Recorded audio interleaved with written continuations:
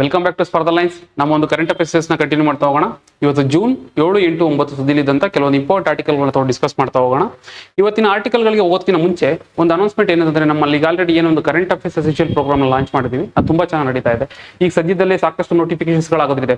So ಹಾಗಾಗಿ ನಮ್ಮ ಒಂದು ಕರೆಂಟ್ ಅಫೇರ್ಸ್ ಕಂಟೆಂಟ್ ಈಗ ಡಿಸ್ಕಸ್ ಮಾಡೋದ್ರ ಜೊತೆಗೆ ಇನ್ನೊಂದಷ್ಟು ಕಂಟೆಂಟ್ಗಳು ಅಟ್ಲೀಸ್ಟ್ 7 to 8 ಮಂತ್ಸ್ ಏನಾದ್ರು ಮ್ಯಾಗಝಿನ್ ಬೇಕಂತಂದ್ರೆ ನಮ್ಮ ಒಂದು ಎಸೆನ್ಷಿಯಲ್ ಪ್ರೋಗ್ರಾಮ್ ಏನಿದೆ, ಸೊ ಅಲ್ಲಿ ನೀವು ಎನ್ರೋಲ್ ಆಗ್ಬೋದಾಗಿರುತ್ತೆ. ನಿಮ್ಗೊಂದು 20 to 30 rupees ಒಂದು ಚಾರ್ಜ್ ಅಲ್ಲಿ ನಿಮಗೆ ಪೂರ್ತಿ ಮ್ಯಾಗಝಿನ್ಗಳು ಸಿಗ್ತಾ ಹೋಗ್ತವೆ. ಅಂದ್ರೆ ಒಂದೊಂದು ಮಂತ್ಗೆ 20 to 30 rupees ತರಹ. ಸೊ ಈ ಮ್ಯಾಗಝಿನ್ಗಳನ್ನ ನೀವು ತಗೊಂಡು ಪ್ರಿಪೇರ್ ಆಗ್ಬೋದಾಗಿರುತ್ತೆ. ಜೊತೆಗೆ ಈ ಮ್ಯಾಗಝಿನ್ಗಳ ಜೊತೆಗೆ ನಾವು ಏನಂತಂದ್ರೆ ಇಂಪಾರ್ಟೆಂಟ್ ಇರುವಂತಹ ಒಂದು 100 ಕ್ವಶನ್ಸ್ಗಳು ಟೆಸ್ಟ್ ಕೂಡ ಕೊಡ್ತಾ ಹೋಗ್ತೀವಿ. ಸೊ ದಟ್ ಆ ಟೆಸ್ಟ್ ತಗೊಳ್ಳೋದ್ರಿಂದ ನಿಮಗೆ ಒಂದು ಕಾನ್ಫಿಡೆನ್ಸ್ ಕೂಡ ಜಾಸ್ತಿ ಆಗ್ತಾ ಹೋಗುತ್ತೆ. ಸೊ ಯಾರಿಗಾದ್ರೂ ಇಂಟ್ರೆಸ್ಟ್ ಇತ್ತು ಅಂತಂದ್ರೆ ನಮ್ಮ ಆಫೀಸ್ ನಂಬರ್ ಕಾಲ್ ಮಾಡಿಬಿಟ್ಟು ಆ ಒಂದು ಎಸೆನ್ಷಿಯಲ್ ಪ್ರೋಗ್ರಾಮ್ ಜಾಯ್ನ್ ಆಗಿ ನಮ್ಮ ಒಂದು ಮ್ಯಾಗಝಿನ್ಗಳನ್ನ ತಗೊಂಡು ನೀವು ಓದ್ಬೋದಾಗಿರುತ್ತೆ. ನಮ್ಮ ಒಂದು ಸೀರೀಸ್ ಕಂಟಿನ್ಯೂ ಮಾಡೋದಾದ್ರೆ ಇವತ್ತೇನೇ ಡಿಸ್ಕಸ್ ಮಾಡ್ತೀವಿ ಅಂತ ನೋಡೋಣ. ಮೊದಲನೇದಾಗಿ ನಾರ್ದರ್ನ್ ಲೈಟ್ಸ್ ಅಥವಾ ಅರೋರಾ ಬೋರಿಯಾಲಿಸ್ ಅಂತ ಕರಿತೀವಿ. ನಾರ್ದರ್ನ್ ಲೈಟ್ಸ್ಗಳು ಯೂಶಲಿ ಈ ಒಂದು ನಾರ್ತ್ ಎಮಿಸ್ಫಿಯರ್ ಅಥವಾ ನಾರ್ತನ್ ಪೋಲ್ಸ್ ಏನಿರುತ್ತೆ, ಸೊ ನಾರ್ದರ್ನ್ ಪೋಲ್ಸ್ ಅಥವಾ ಸದರ್ನ್ ಪೋಲ್ಸ್ ಗಳಲ್ಲಿ ನೋಡೋಕೆ ಸಿಗುವಂಥದ್ದು due to strong magnetic effect. But ಈಗೇನಾಗಿದೆ ಅಂತಂದ್ರೆ ಇವನ್ ಇಂಡಿಯಾದಲ್ಲೂ ಕಾಣಿಸ್ತಿದೆ. ಸೊ ಹಾಗಾಗಿ ಈ ನಾರ್ದರ್ನ್ ಲೈಟ್ಸ್ ಅಂದ್ರೆ ಏನು, ಮತ್ತೆ ಇಂಡಿಯಾದಲ್ಲಿ ಯಾಕೆ ಕಾಣಿಸ್ತಾ ಇದೆ, ಇದನ್ನೆಲ್ಲ ಸ್ವಲ್ಪ ಡೀಟೇಲ್ ನೋಡ್ತಾ ಹೋಗೋಣ. ನಂತರ ಬಂದು ತೇಜ್ಪುರ್ ಲಿಚಿ. ಈ ಲಿಚಿ ಏನಿದೆಯಲ್ಲ, ಇದೊಂದು ಜೇಟ್ ಆಗಿರುವಂತಹ ಲಿಚಿ, ಇದು ಅಸ್ಸಾಂದು. ಸೊ ಇದನ್ನ ಫಾರ್ ದ ಫಸ್ಟ್ ಟೈಮ್ ದುಬೈಗೆ ಎಕ್ಸ್ಪೋರ್ಟ್ ಮಾಡಿದ್ದಾರೆ. ಸೊ ಹಾಗಾಗಿ ಈ ಒಂದು ಎಕ್ಸ್ಪೋರ್ಟ್ ನ ಸಪೋರ್ಟ್ ಮಾಡಿದ್ಯಾರು ಅಥವಾ ಯಾವ್ದ್ರ ಮೂಲಕ ಆಯ್ತು, ಮತ್ತೆ ಈ ಲೀಚಿ ಸ್ಪೆಷಾಲಿಟೀಸ್ ಏನು, ಇದನ್ನೆಲ್ಲ ಡಿಸ್ಕಸ್ ಮಾಡ್ತಾ ಹೋಗೋಣ. ನಂತರ ಬಂದು ಬಿರ್ಸಾ ಮುಂಡಾ ಅವರ ಒಂದು ಡೆತ್ ಆನಿವರ್ಸರಿ ಪ್ರಯುಕ್ತ ಮತ್ತೆ ಸುದ್ದಿನಲ್ಲಿದ್ದಾರೆ. ಬಿರ್ಸಾ ಮುಂಡಾ ತುಂಬಾ important topic even for UPSC. So ಹಾಗಾಗಿ ಬಿರ್ಸಾ ಮುಂಡಾ ಅವ್ರ ಬಗ್ಗೆ ಸ್ವಲ್ಪ ಡೀಟೇಲ್ ಆಗಿ ನೋಡ್ತಾ ಹೋಗೋಣ. ನಂತರ ಬಂದು ಕ್ಯಾಪಿಟಲ್ ಗೇನ್ಸ್ ಟ್ಯಾಕ್ಸ್ ರಿಫಾರ್ಮ್ ಏನ್ ಮಾಡಿದ್ದಾರೆ ಅಂತಂದ್ರೆ, ಸರ್ಕಾರ ಸೆಕ್ಯೂರಿಟೀಸ್ ಮೇಲೆ, ಗೌರ್ಮೆಂಟ್ ಸೆಕ್ಯೂರಿಟೀಸ್ ಮೇಲೆ ಏನಾಗ್ತಿದ್ರು ಆ ಒಂದು ಕ್ಯಾಪಿಟಲ್ ಗೇನ್ ಟ್ಯಾಕ್ಸ್, ಸೊ ಅದನ್ನ ತೆಗ್ದಿರುವಂತದ್ದು. ಯಾವ್ದಕ್ಕೆ ತೆಗ್ದಿರುವಂತದ್ದು? FPIಗಳಿಗೆ ತೆಗ್ದಿರುವಂತದ್ದು. ಈ FPIಗಳಂದ್ರೆ ಏನು, ಕ್ಯಾಪಿಟಲ್ ಗೇನ್ ಟ್ಯಾಕ್ಸ್ ಅಂದ್ರೆ ಏನು, ಸೆಕ್ಯೂರಿಟೀಸ್ಗಳಂದ್ರೆ ಏನು, ಇದೆಲ್ಲ ಎಕ್ಸಾಮ್ ದೃಷ್ಟಿಯಲ್ಲಿ ಇಂಪಾರ್ಟೆಂಟ್ ಆಗುತ್ತೆ. ಸ್ವಲ್ಪ ಡೀಟೇಲ್ ಆಗಿ ನೋಡ್ತಾ ಹೋಗೋಣ. ನಂತರ ಬಂದು ನ್ಯಾಷನಲ್ ಇ ಗವರ್ನೆನ್ಸ್ ಅವಾರ್ಡ್ ಈಗ ಏನ್ ಮಾಡಿದೆ ಅಂತಂದ್ರೆ, ಪಂಚಾಯತ್ ಅಡ್ವಾನ್ಸ್ಮೆಂಟ್ ಇಂಡೆಕ್ಸ್ ಏನಿದೆಯಲ್ಲ ಇನಿಷಿಯೇಟಿವ್, ಅಂದ್ರೆ ಪಂಚಾಯತ್ ರಾಜ್, ಮಿನಿಸ್ಟ್ರಿ ಆಫ್ ಪಂಚಾಯತ್ ರಾಜ್ ಅಂತ ಇರುತ್ತದು. ಸೊ ಅದನ್ನ ರೆಕಗ್ನೈಸ್ ಮಾಡಿ ಕೊಟ್ಟಿರುವಂತ ಅವಾರ್ಡ್. ಸೊ ಇದಕ್ಕೆ ಯಾಕೆ ಕೊಟ್ಟರು ಅಥವಾ ಈ ಅವಾರ್ಡ್ ಯಾರು ಕೊಡ್ತಾರೆ, ಇದನ್ನೆಲ್ಲ ಸ್ವಲ್ಪ ನೋಡ್ತಾ ಹೋಗೋಣ. ನಂತರ ಬಂದು ಕರ್ನಾಟಕ ಎಕನಾಮಿಕ್ ಗ್ರೋತ್ ಮತ್ತೆ FDI. ಇದು ಇಂಪಾರ್ಟೆಂಟ್ ಆಗುತ್ತೆ.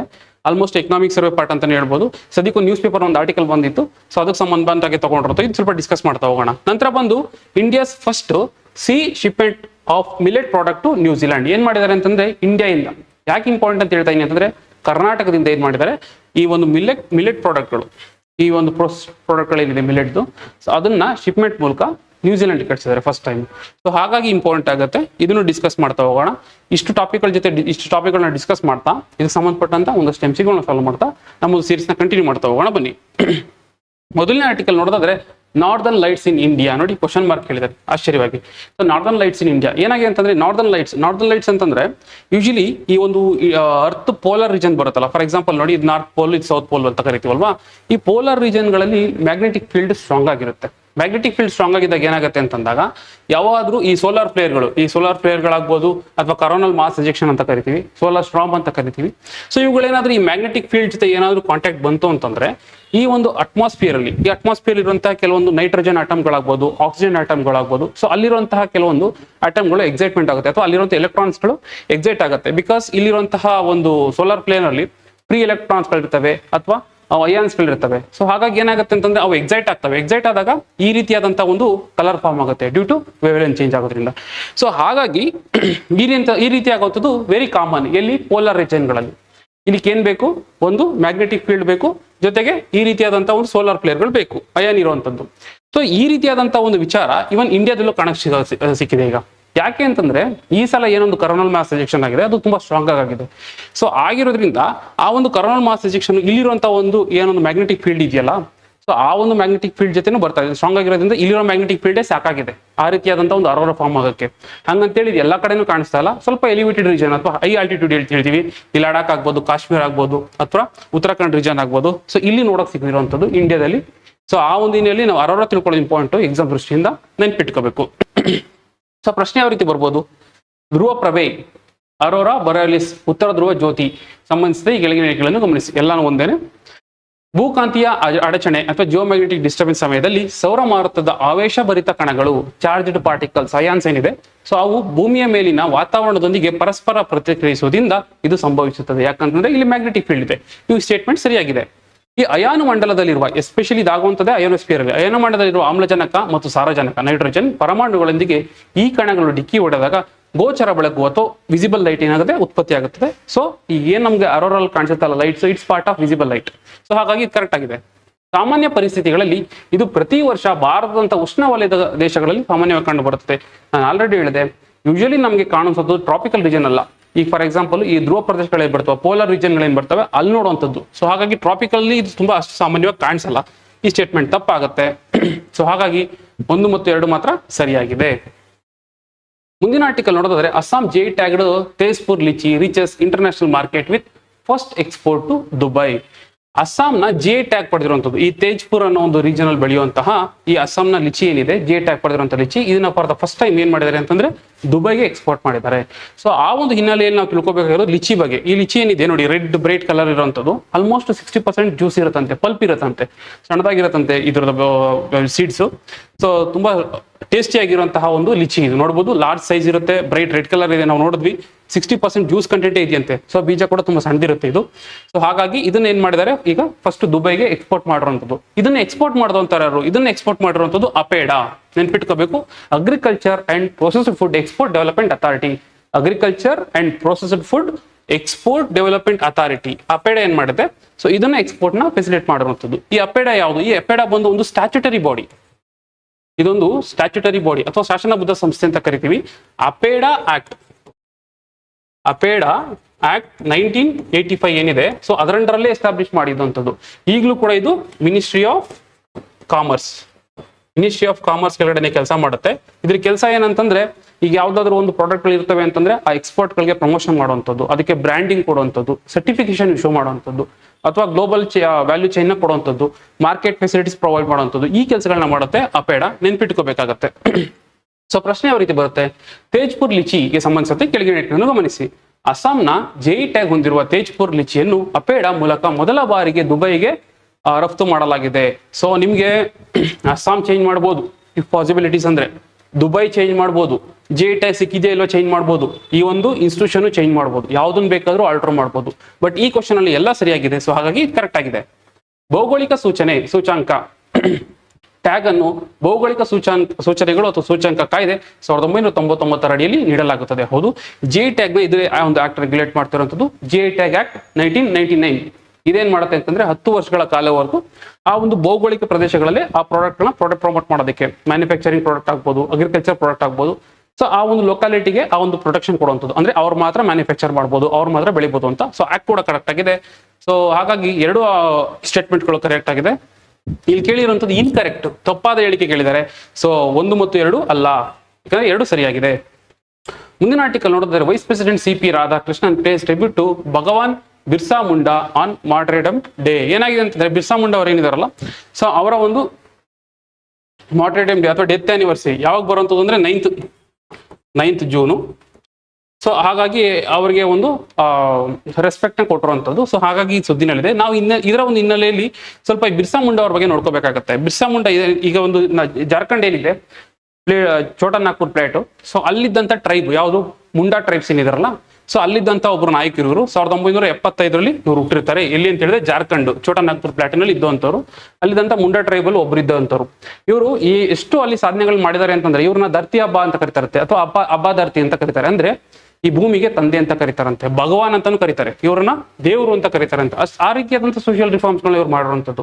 ಅಲ್ಲಿದ್ದಂಥ ಆಲ್ಕೋಹಾಲಿಸಮ್ ಕನ್ಸಂಪ್ಷನ್ ಆಗ್ಬೋದು, ಸೂಪರ್ಸ್ಟಿಷನ್ ಆಗ್ಬೋದು, ಅನಿಮಲ್ ಸ್ಯಾಕ್ರಿಫೈಸ್ ಆಗುವಂಥದ್ದು ಆಗ್ಬೋದು, ಎಜುಕೇಶನ್ ಪ್ರಮೋಟ್ ಮಾಡುವಂಥದ್ದು ಆಗ್ಬೋದು, ಈ ರೀತಿಯಾಗಿ ಸಾಕಷ್ಟು ಸೋಷಿಯಲ್ ರಿಫಾರ್ಮ್ಸ್ ನ ಮಾಡಿದಾರಂತೆ.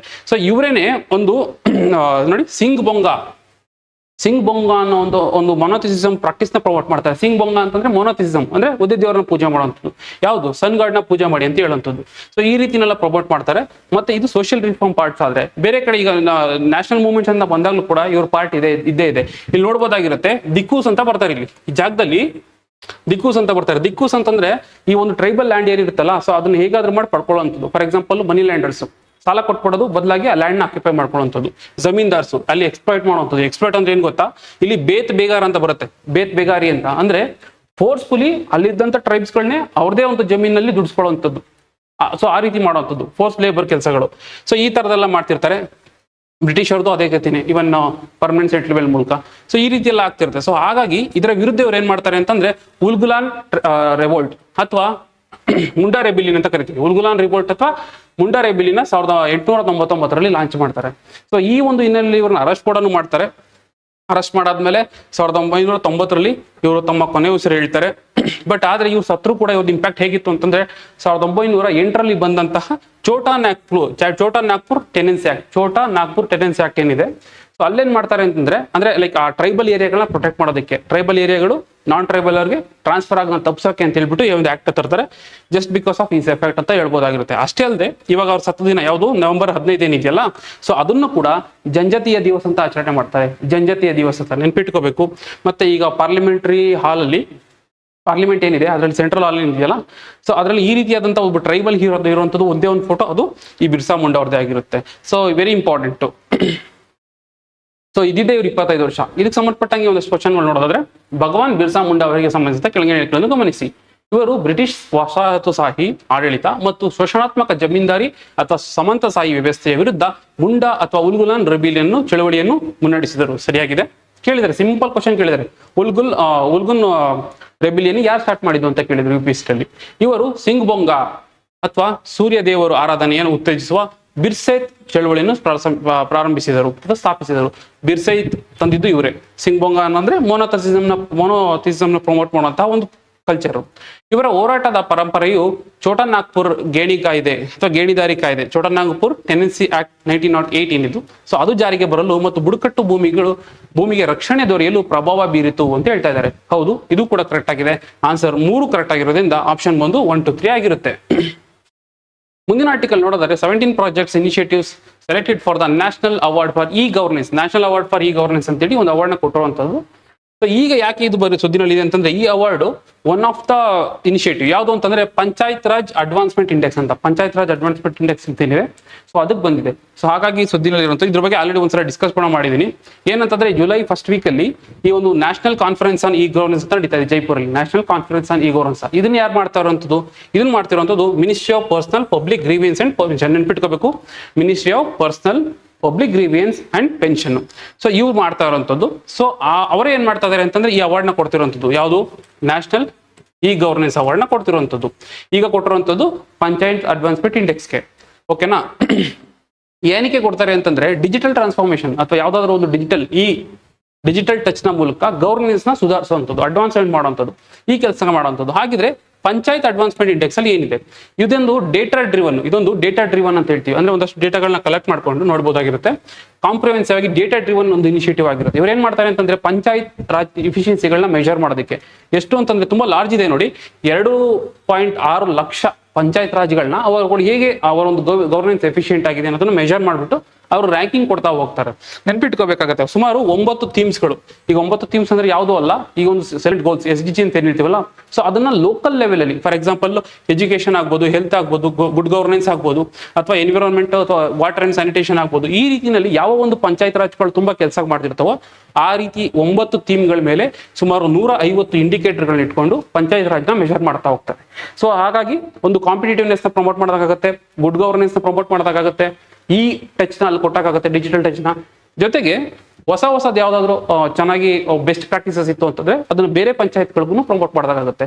ಸೊ ಹಾಗಾಗಿ ಇದನ್ನ ರೆಕಗ್ನೈಸ್ ಮಾಡಿ ಈಗ ಇದಕ್ಕೆ ನ್ಯಾಷನಲ್ ಇ ಗವರ್ನೆನ್ಸ್ ಅವಾರ್ಡ್ ನ ಕೊಟ್ಟಿರುವಂಥದ್ದು. ನ್ಯಾಷನಲ್ ಇ ಗವರ್ನೆನ್ಸ್ ಅವಾರ್ಡ್ ನ ಕೊಟ್ಟಿರುವಂಥದ್ದು ಯಾರು ಕೊಟ್ಟಿರುವಂಥದ್ದು? Ministry of personnel public grievances and pension ಅಂತ ನೆನ್ಪಿಟ್ಕೋಬೇಕು. ಪ್ರಶ್ನೆ ಯಾವ ರೀತಿ ಬರ್ಬೋದು? ರಾಷ್ಟ್ರೀಯ ಆಡಳಿತ ಪ್ರಶಸ್ತಿಗಳು, national award for e governance 2026 ಮತ್ತು ಪಂಚಾಯತ್ ಪ್ರಗತಿ ಸೂಚ್ಯಾಂಕ, ಪಂಚಾಯತ್ ಅಡ್ವಾನ್ಸ್ಮೆಂಟ್ ಇಂಡೆಕ್ಸ್ ಸಂಬಂಧಿಸಿದಂತೆ ಕೆಳಗಿನ ಹೇಳಿಕೆಗಳನ್ನು ಗಮನಿಸಿ. ಪಂಚಾಯತ್ ಪ್ರಗತಿ ಸೂಚ್ಯಾಂಕವು NAGA national governance award, national e governance award 2026ರಲ್ಲಿ ಚಿನ್ನದ ಪ್ರಶಸ್ತಿಗೆ ಆಯ್ಕೆಯಾಗಿದೆ. ಹೌದು, ಇವ್ರು ಏನ್ ಮಾಡ್ತಾರೆ ಅಂದ್ರೆ ಅವಾರ್ಡ್ನ 2 ತರ ಕೊಡ್ತಾರೆ. ಸಿಲ್ವರ್ ಕ್ಯಾಟಗರಿ ಅಂತ ಕೊಡ್ತಾರೆ, ಗೋಲ್ಡ್ ಕ್ಯಾಟಗರಿ ಅಂತ ಕೊಡ್ತಾರೆ. ಈ ಒಂದು ಪಂಚಾಯತ್ ಅಡ್ವಾನ್ಸ್ಮೆಂಟ್ ಇಂಡೆಕ್ಸ್ ಏನಿದೆ ಅದು ಚಿನ್ನದ ಪ್ರಶಸ್ತಿಗೆ, ಅಂದ್ರೆ ಒಂದು ಪ್ರಶಸ್ತಿ ಪತ್ರ ಕೊಡ್ತಾರೆ, ಒಂದಷ್ಟು ಗೌರವಧನ ಅಂತ ಹೇಳ್ಬಿಟ್ಟು 10 ಲಕ್ಷ ರೂಪಾಯಿ ದುಡ್ಡು ಕೊಡ್ತಾರೆ. ಇದು ಕೇಳ್ಬೋದು, 10 lakh ಕೊಡ್ತಾರೆ ಗೋಲ್ಡ್ ಇತ್ತು ಅಂತಂದ್ರೆ. ಇಫ್ ಇನ್ ಕೇಸ್ ಏನಾದ್ರು ಸಿಲ್ವರ್ ಕ್ಯಾಟಗರಿ ಸಿಕ್ಕಿತ್ತು ಅಂತಂದ್ರೆ 5 lakh. ಸರಿಯಾಗಿದೆ. PAI ಎಂಬುದು ಗ್ರಾಮ ಪಂಚಾಯತಿಗಳ ಕಾರ್ಯಕ್ಷಮತೆಯನ್ನು ಮೌಲ್ಯಮಾಪನ ಮಾಡುವ ದತ್ತಾಂಶ ಆಧಾರಿತ ಚೌಕಟ್ಟಾಗಿದೆ. ಸರಿಯಾಗಿದೆ. PI 2.0 2ನೇ ಆವೃತ್ತಿ 150 ಸೂಚ್ಯಂಕಗಳು ಮತ್ತು 230 ದತ್ತಾಂಶಗಳ ಬಿಂದುಗಳನ್ನು ಬಳಸಿಕೊಂಡು ಗ್ರಾಮ ಪಂಚಾಯತಿಗಳನ್ನು ಮೌಲ್ಯಮಾಪನ ಮಾಡುತ್ತದೆ. ಜೊತೆಗೆ ಥೀಮ್ಸ್ ನೆನ್ಪಿಟ್ಕೋಬೇಕು, ಇದು ಯೂಸ್ ಮಾಡುವಂಥದ್ದು 9 LSDG. ಸೊ ಹಾಗಾಗಿ ಈ ಸ್ಟೇಟ್ಮೆಂಟ್ ಕರೆಕ್ಟ್ ಆಗಿದೆ. ಒಟ್ಟು 3 ಸ್ಟೇಟ್ಮೆಂಟ್ಗಳು ಸರಿಯಾಗಿದ್ದ 1 2 3 ಆನ್ಸರ್ ಆಗುತ್ತೆ. ಮುಂದಿನ ಆರ್ಟಿಕಲ್ ನೋಡಿದ್ರೆ India scraps long term capital gain tax for FII investment in government bonds. FII ಅಂತಂದ್ರೆ ಫಾರಿನ್ ಇನ್ಸ್ಟಿಟ್ಯೂಷನಲ್ ಇನ್ವೆಸ್ಟ್ಮೆಂಟ್ ಅಂತ. ಫಾರಿನ್ ಇನ್ಸ್ಟಿಟ್ಯೂಷನಲ್ ಇನ್ವೆಸ್ಟ್ಮೆಂಟ್ ಅಂತ ಯೂಶಲಿ ಇಂಡಿಯಾಗೆ 2 ಥರದ ಇನ್ವೆಸ್ಟ್ಮೆಂಟ್ ಬರುತ್ತೆ. ಒಂದು FDI ಅಂದ್ರೆ ಫಾರಿನ್ ಡೈರೆಕ್ಟ್ ಇನ್ವೆಸ್ಟ್ಮೆಂಟ್ ಅಂತ, ಇನ್ನೊಂದು ಬಂದು FII ಫಾರಿನ್ ಇನ್ಸ್ಟಿಟ್ಯೂಷನಲ್ ಇನ್ವೆಸ್ಟ್ಮೆಂಟ್ ಅಂತ. ಯೂಶಲಿ ಎಷ್ಟಿರುತ್ತೆ ಅಂತಂದ್ರೆ ಇದು less than 10% of the investment ಇರುತ್ತೆ. ಇಲ್ಲಿ ಈ FII ಅಲ್ಲಿ ಜಾಸ್ತಿ ರಿಸ್ಕ್ ತಗೊಳಕ್ ಹೋಗಲ್ಲ, ಆಪರೇಷನ್ಸ್ಗೆ ಇನ್ವಾಲ್ವ್ ಆಗಲ್ಲ, ಮ್ಯಾನೇಜ್ಮೆಂಟ್ ನೋಡ್ಕೊಳ್ಳಲ್ಲ ಅಥವಾ ಶೇರ್ ತಗೊಳಕ್ ಹೋಗಲ್ಲ. ಇವ್ರು ಏನ್ ಮಾಡ್ತಾರೆ ಜಸ್ಟ್ ಇನ್ವೆಸ್ಟ್ ಮಾಡಿರ್ತಾರೆ, ಬೇಕು ಅಂತ ತಗೊಂಡೋಗ್ಬಿಡ್ತಾರೆ. ಸೊ ಹಾಗಾಗಿ ಲೆಸ್ ದನ್ 10% ಇರುತ್ತಲ್ಲ, ಸೊ ಅದನ್ನ FII ಅಂತ ಕನ್ಸಿಡರ್ ಮಾಡುತ್ತದೆ. ಯಾಕಂದ್ರೆ ಇನ್ವೆಸ್ಟ್ಮೆಂಟ್ ಜಾಸ್ತಿ ಇಲ್ಲ ಅಲ್ಲಿ, ಮತ್ತೆ ಇದನ್ನ ಹಾಟ್ ಮನಿ ಅಂತ ಕರೀತಾರೆ. ಹೇಗಿದ್ರೆ ಬೇಗ ಆಗ ತಗೊಂಡು ಹೊರಟೋಗ್ತದ್ದು. ಸೊ ಹೀಗಾಗಿ ಈ ಹಾಟ್ ಮನಿ ಬೇಗ ಹೊರಟೋಗುತ್ತಲ್ಲ, ಅದನ್ನ ತಪ್ಪಿಸ್ಬೇಕು, ಉಳಿಸ್ಕೋಬೇಕು. ಯಾವ್ದ್ರ ಮೇಲೆ? G ಸೆಕ್ಯೂರಿಟೀಸ್ ಅಥವಾ ಗೌರ್ಮೆಂಟ್ ಸೆಕ್ಯೂರಿಟೀಸ್ ಅಂತ ಕರಿತೀವಿ. ಸೊ ಇದ್ರ ಮೇಲೆ ತಂದು ಇನ್ವೆಸ್ಟ್ ಮಾಡ್ತಾರೆ, ಅದನ್ನ ಉಳಿಸ್ಕೋಬೇಕು. ಸೊ ಅದಕ್ಕೆ ಏನ್ ಮಾಡ್ತಾ ಇದಾರೆ ಅಂತಂದ್ರೆ ಇದ್ರ ಮೇಲೆ ಒಂದು ಏನ್ ಕ್ಯಾಪಿಟಲ್ ಗೇನ್ ಟ್ಯಾಕ್ಸ್ ಬರುತ್ತೆ. ಯೂಶಲಿ ಏನ್ ಮಾಡ್ತಾರೆ ಅಂತಂದ್ರೆ ಯಾವ್ದಾದ್ರು ಒಂದು ಬಾಂಡ್ಗಳ ಮೇಲೆ ಇನ್ವೆಸ್ಟ್ ಮಾಡ್ತೀವಿ ಅಂತಂದಾಗ ಅದ್ರ ಮೇಲೆ ರಿಟರ್ನ್ ಆದ್ಮೇಲೆ ಮೆಚುರಿಟಿ ಪೀರಿಯಡ್ ಆದ್ಮೇಲೆ ಏನ್ ಬರುತ್ತೆ, ಒಂದಷ್ಟು ಗೇನ್ ಬರುತ್ತೆ ಅಥವಾ ಪ್ರಾಫಿಟ್ ಬರುತ್ತೆ. ಆ ಪ್ರಾಫಿಟ್ ಮೇಲೆ ಏನೊಂದು ಟ್ಯಾಕ್ಸ್ ಹಾಕ್ತಾರಲ್ಲ, ಅದಕ್ಕೆ ಕ್ಯಾಪಿಟಲ್ ಗೇನ್ ಟ್ಯಾಕ್ಸ್ ಅಂತ ಕರೆಯುವಂಥದ್ದು. ಸೊ ಹಾಗಾಗಿ ಇದನ್ನ ತೆಗಿಬೇಕು ಅಂತೇಳಿ ಸರ್ಕಾರ ಮುಂದಾಗಿರುವಂಥದ್ದು. ವಿಚಾರ ಅರ್ಥ ಆಯ್ತು ಅಂತ ಅನ್ಕೊಂತೀನಿ. ನೆಕ್ಸ್ಟ್ ಕ್ವಶನ್ ಅರೈಸ್ ಆಗುವಂಥದ್ದು G ಸೆಕ್ಯೂರಿಟೀಸ್ ಅಂದ್ರೆ ಏನು? G ಸೆಕ್ಯೂರಿಟೀಸ್ ಅಂದ್ರೆ ಹೆಸರು ಹೇಳಿದೆ government securities. Usually union government ಅಥವಾ ಸ್ಟೇಟ್ ಗೌರ್ಮೆಂಟ್ ಅವ್ರು ಇಶ್ಯೂ ಮಾಡ್ತಾ ಹೋಗ್ತಾರೆ.